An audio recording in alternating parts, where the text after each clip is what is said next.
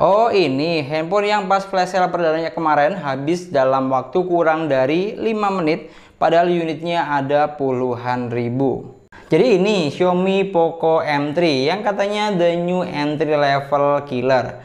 Kira-kira bakal sebagus apa ya kameranya dan fitur-fiturnya lengkap apa enggak? Atau jangan-jangan cuman bagus spesifikasinya aja lagi? Assalamualaikum warahmatullahi wabarakatuh.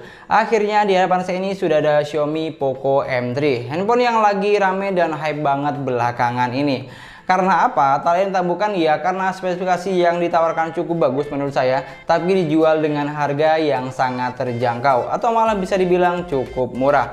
Dan saya mendapatkan Poco M3 ini cukup dengan perjuangan ya, karena saya harus berebutan dengan puluhan ribu orang pada saat flash sale perdananya kemarin. Bahkan itu aja pas flash sale kemarin gak sampai 5 menit barangnya sudah habis. Jadi kebayang dong ya, kalau misalnya saya telat 1 menit aja itu pasti bakal belum tayang video ini, malah bisa dibilang saya cuma dapat ampasnya aja. Pasti nunggu di flash sale berikutnya. Dan karena yang bikin video unboxing dan review dari Poco M3 ini sudah cukup banyak, maka di kesempatan kali ini saya akan lebih proper ke kameranya. Jadi di kesempatan kali ini kita akan bahas fitur-fitur apa aja yang ditawarkan di kameranya dan seperti apa hasil foto dan videonya. Kira-kira bakal bagus atau tidak. Dan gak usah panjang kali lebar, langsung saja kita unboxing. Dan ini adalah tampilan depan box dari Xiaomi Poco M3. Di sini ada Xiaomi Poco M3-nya di tengah-tengah gede, dan di paling bawah sini ada 6000 mAh baterai. Jadi ini salah satu keunggulan juga di 6000 baterai ini. Di sebelah kanan cuma ada Poco M3, atas kosong, bawah kosong. Langsung saja kita ke bagian belakang. Kita akan cek kira-kira ada fitur apa aja yang diunggulin di Xiaomi Poco M3 ini. Dan untuk keunggulan yang pertama yaitu dia di sini memiliki 48 megapiksel kamera yang sudah dilengkapi dengan mode malam. Untuk keunggulan yang kedua yaitu memiliki 6000 mAh baterai yang sudah fast charging 18 watt. Yang ketiga ada 6,53 inch Full HD Plus, jadi ini layarnya gede dan resolusinya juga sudah gede. Dan yang terakhir Qualcomm Snapdragon 662, dan ini adalah 4 nilai atau 4 poin yang diunggulkan di Xiaomi Poco M3 ini. Langsung saja kita lihat apa aja yang ada di dalam boxnya. Kira-kira bakal sama yang didapat dengan YouTuber-YouTuber gede yang lain yang dipinjemin sama Poco atau berbeda. Dan ini untuk tampilan depannya atau tampilan dalam boxnya. Ini yang pertama kita mendapatkan kartu ucapan. Oke. Yang kedua di sini ada pembatas yang isinya itu ada satu buah soft case pasti. Ada satu buah soft case bening dan sedikit panduan singkat dan satu buah SIM injector atau colokan kartu. Atau kalau bahasa kerennya itu tusukan kartu ya, pokoknya itulah ya. Dan ini adalah unit utama dari si Poco M3-nya tadi. Di sini sama selling point atau nilai-nilai jualnya seperti yang di belakang boxnya tadi. Ini kita singkirin terlebih dahulu. Di bagian bawah sini kita mendapatkan charger, oke. Mendapatkan satu buah charger yang sudah menggunakan USB Type-C yang sudah fast charging 18 watt. Jadi cukup lumayan ya, cukup luar biasa. Ini untuk kepala chargernya seperti ini ya, standar kalau kepala chargernya. Ini kita kesingkirin terlebih dahulu, kita langsung saja ke unit utamanya. Oh iya, untuk unit yang saya pegang ini adalah varian RAM 4GB dengan internal storage-nya 64GB. Yang saya sudah dapatkan di harga flash sale kemarin adalah 1,8 juta atau 1.800.000 rupiah. Dari harga normalnya itu 1.900.000 rupiah. Jadi hemat 100.000. Dan ini untuk Xiaomi Poco M3, kita lihat, kita nyalakan terlebih dahulu. Oke, dan ini juga sudah saya setting sih sebenarnya, sudah saya install aplikasi dan lain-lain. Oke, disambut dengan tulisan Poco warna kuning, dan di sini ada Power by Android. Kita akan fokus ke bodi bagian belakangnya terlebih dahulu. Ini adalah tampilan bodi bagian belakang dari Xiaomi Poco M3. Di bagian belakangnya ini dia menggunakan finishing cover, bahannya ini plastik, tapi dia di sini menggunakan finishing cover yang kayak kulit kayak gitu. Jadi ini nggak licin dipegang walaupun nggak pakai soft case dan nggak gampang ninggalin sidik jari. Jadi kelihatan premium aja gitu. Di bagian atas ini ada satu buah framing kamera yang sebenarnya framingnya itu kecil, tapi karena di sini ada list warna hitam perlu tuliskan Poco ini, jadi kelihatan agak gede aja gitu framingnya. Cuman kalau aslinya itu sih kecil. Tapi ini juga menjadi daya tarik tersendiri menurut saya. Dan nggak sedikit juga orang-orang yang penasaran dengan apa yang ada di balik yang mengkilap kayak kaca ini. Dan setelah saya cek di video YouTube Mas Mobi, itu dia bongkar belakangnya ini, dan ternyata belakangnya itu ya biasa aja, cuman kayak plastik mengkilap ditempelin gitu aja. Jadi pokoknya lebih biar kelihatan ikonik aja gitu pokoknya ini. Oke, terus kita geser ke bagian sebelah kanan. Di sebelah kanan ini ada satu buah tombol power. Oke, yang jadi satu dengan sidik jari atau yang biasa disebut dengan side fingerprint. Dan yang saya suka dari tata letak sidik jari ini pasti dia lebih cepat untuk penggunaannya, lebih praktis juga, dan lebih simpel dibandingkan dengan sidik jari yang ada di belakang. Contoh nih, contoh kalau misalnya handphone yang sidik jarinya di belakang, ketika handphonenya di bawah, saya mau buka, saya harus angkat terlebih dahulu, tempelin sidik jarinya seperti ini. Tapi kalau misalnya si Poco M3 ini, kalau mau buka layarnya, gak usah angkat, tinggal tempel gini aja dia juga sudah kebuka tuh. Jadi lebih simpel dan praktis untuk penggunaannya. Di bagian atasnya di sini ada tombol volume up dan down. Di bagian atas ini ada lubang mikrofon, jack audio 3,5 mm, ada speaker kedua, dan ada satu sensor infrared. Oke, buat remote-remotan ini udah bisa. Di sebelah kiri ini ada slot SIM tray. Oke, di bagian bawah ada port charger yang sudah menggunakan Type-C, 3 buah grill speaker, dan 1 buah mikrofon lagi. Jadi ini speakernya ada 2, atas bawah ada. Oke, kita geser ke bagian depan atau bagian layarnya. Dan untuk sensor sidik jarinya ini menurut saya cukup lumayan cepat. Oke, sekali lagi 1, 2, 3. Oke, cukup lumayan cepat. Oke, sekarang kita geser ke bagian depan atau bagian layarnya. Untuk bagian layarnya sendiri, ini kita sambil sharing sedikit spesifikasinya ya. Kali aja di sini ada teman-teman yang belum tahu spesifikasinya itu apa aja. Oke, dan di sini untuk desain layarnya atau bagian depannya, ini dia layarnya ini memiliki ukuran sebesar 6,53 inch dengan resolusi Full HD Plus 1080 x 2304 pixel. Dan panel layar yang digunakan ini adalah menggunakan layar IPS LCD. Tapi nggak usah khawatir, dia di sini sudah menggunakan pelindungan Gorilla Glass tingkat 3. Dan dari paket pembeliannya kita juga sudah mendapatkan anti gores plastik bawaan. Jadi cukup lumayan. Dan tadi ada yang ketinggalan untuk dimensi dari bodinya sendiri. Untuk panjangnya ini dia memiliki panjang sekitar 162,3 mm. Lebar atas dan bawahnya itu 77,3 mm. Tebalnya 9,6 mm. Dengan berat kurang lebih itu sekitar 200 gram. Dan ini cukup nggak terlalu berat sih. Jadi masih nyaman-nyaman aja dipegang. Cuman kalau misalnya buat dipegang satu tangan emang agak PR. Jadi nggak bisa PW lama-lama. Dan untuk spesifikasi bagian dalamnya, ini kita sambil buka yang di pengaturan nih. Untuk tentang ponselnya, dan nggak ketinggalan ya, dia di sini masih menggunakan layar water drop screen. Oke, dan untuk bezel samping kanan kirinya ini tipis, bawahnya juga tipis, dan cukup tipis untuk di range harga di bawah 2 juta. Kalau dibandingin sama Redmi 9C, lebih tebal Redmi 9C kemana-mana. Oke, kita geser untuk spesifikasinya sekarang. Oke, keseluruhan spesifikasi. Di sini untuk RAM-nya, ini yang saya pegang adalah RAM 4GB dengan internal storage-nya 128GB. Untuk prosesornya sendiri, dia di sini menggunakan prosesor Snapdragon 662 octa-core 11 nanometer. Baterainya sendiri ini memiliki baterai sebesar 6000 mAh yang sudah fast charging 18 watt tadi. Dia di sini menggunakan Android 10. Oke, untuk Androidnya ini Android 10 dengan basis MIUI 12. Jadi untuk Androidnya masih yang agak lama, belum yang terbaru-baru banget. Tapi kalau untuk MIUI-nya ini udah MIUI yang terbaru.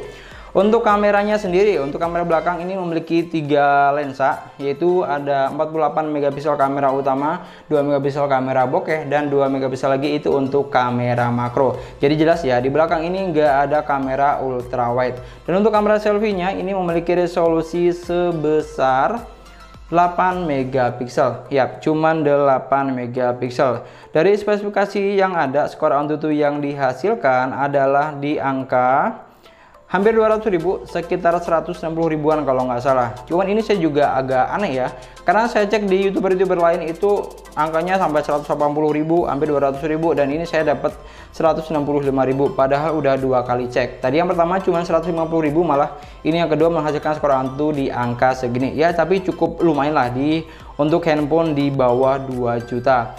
Untuk sensor boxnya ini tergolong cukup komplit, karena nggak usah khawatir buat yang suka gaming. Ini giroskop ada di sini, yang nggak ada cuman sensor suhu dan sensor tekanan.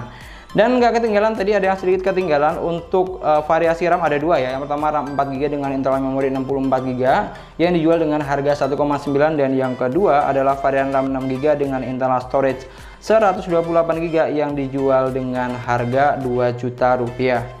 Oke, ini untuk UI-nya seperti ini tampilannya. Oke, karena kita lebih proper ke kamera, langsung saja kita buka isi kameranya ada apa aja. Di sini kalau misalnya kita buka kamera utama terlebih dahulu ya. Kalau misalnya kita buka kamera, di sini kita langsung dihadapkan dengan menu foto yang pertama. Oke, di sini ada menu foto. Di menu foto ini di bagian atas ada beberapa settingan. Di bagian atas ini ada settingan untuk frame-nya, mau 1:1, 3:4, 9:19 atau full. Terus yang kedua di sini ada timernya, kita bisa atur 3, 5 sampai 10. Dan di sini ada beberapa fitur tambahan seperti bingkai film, tampilan garis, pelurus, makro ada di sini. Terus state shift, terus juga ada apa ini? Beruntun dengan waktu kalau nggak salah. Oke. Ya betul, beruntun dengan waktu, dan di sini ada setelan. Kita bisa atur watermarknya. Oke, dan kita bisa atur kualitas foto dan lain-lainnya, semuanya ada di sini. Oke, dari sebelah sini sudah kita geser. Di sini ada filter warna, kita bisa atur di sini. Bahkan buat cantik kita juga bisa di sini. Kita bisa atur dari level 0 sampai 100%. Jadi kalau misalnya buat kamu yang merasa kurang cantik, pakai filter ini bakal jadi lebih cantik. Pokoknya bakal lebih glowing aja gitu. Di sini ada AI, kita bisa atur AI-nya mau on atau off. Nah, di sini otomatis yang deteksi. Kalau yang kita foto ini adalah tumbuhan, mana tadi nih? Gambar daun ini adalah tumbuhan. Tapi kalau misalnya AI-nya kita aktifin, ya dia nggak otomatis. Di sini ada SDR, oke. Kita bisa atur otomatis atau manual. Di sini ada flash. Di bagian bawahnya di sini ada video. Untuk video ini dia mentok dengan perekaman 1080 di 30 fps. Di sini ada setelan untuk untuk kualitas videonya. Di sebelah kanannya di sini tadi ada apa lagi nih? Oke, ada garis, ada pelurus, dan ada video makro juga. Jadi kalau misalnya pengen video makro di sini sudah bisa. Di bagian sebelah kiri di sini ada mode profesional. Oke, kita bisa atur white balance, ISO, dan lain-lain. Digeser ke bagian sebelah sini, di sini ada potret atau buat bokeh-bokehan di sini bisa. Kita bisa atur di sini bokehnya ada beberapa level. Kalau normalnya itu di F4, tapi kalau misalnya mau yang abnormal ya di F16. Tapi kalau normalnya itu di F4. Di bokeh ini kita juga bisa atur untuk filter cantiknya. Kita bisa atur mau pakai cantik apa enggak, pakai filter apa enggak.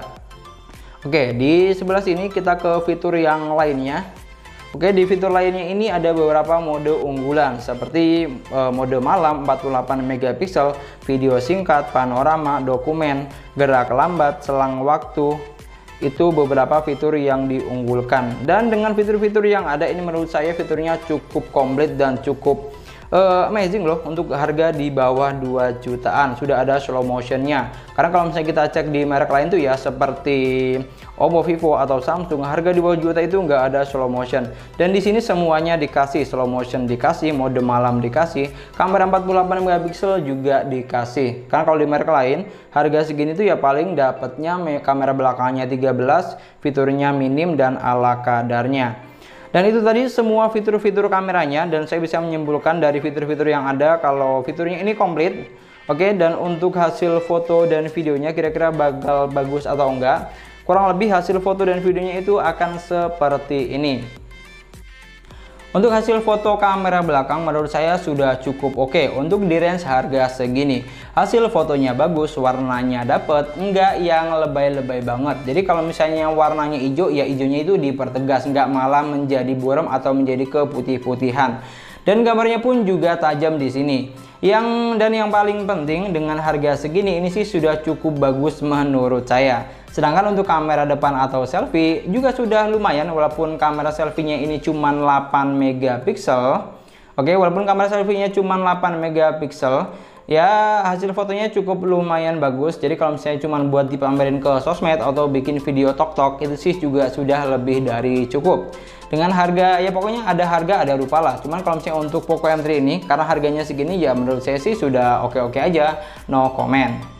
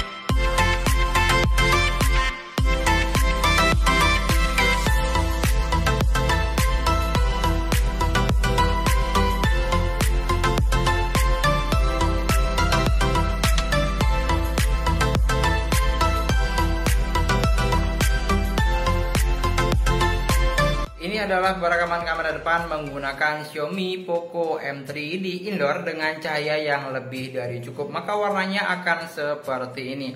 Dan silakan kalian nilai bagaimana dengan kualitas warna dan gambarnya, dan seperti apa dengan kualitas suaranya. Dari spesifikasi yang ditawarkan serta fitur-fitur kamera yang sangat berlimpah, bisa dipastikan kalau Poco M3 ini sangat worth it menurut saya. Cuman tanda kutip ya, worth it di sini kalau misalnya barangnya banyak, barangnya nggak goib, dan harganya nggak melejit-lejit banget. Karena kasus dari si Poco X sebelumnya itu barangnya sekarang goib dan harganya cukup meroket. Dan semoga aja si Poco M3 ini barangnya nggak goib dan harganya tetap stabil.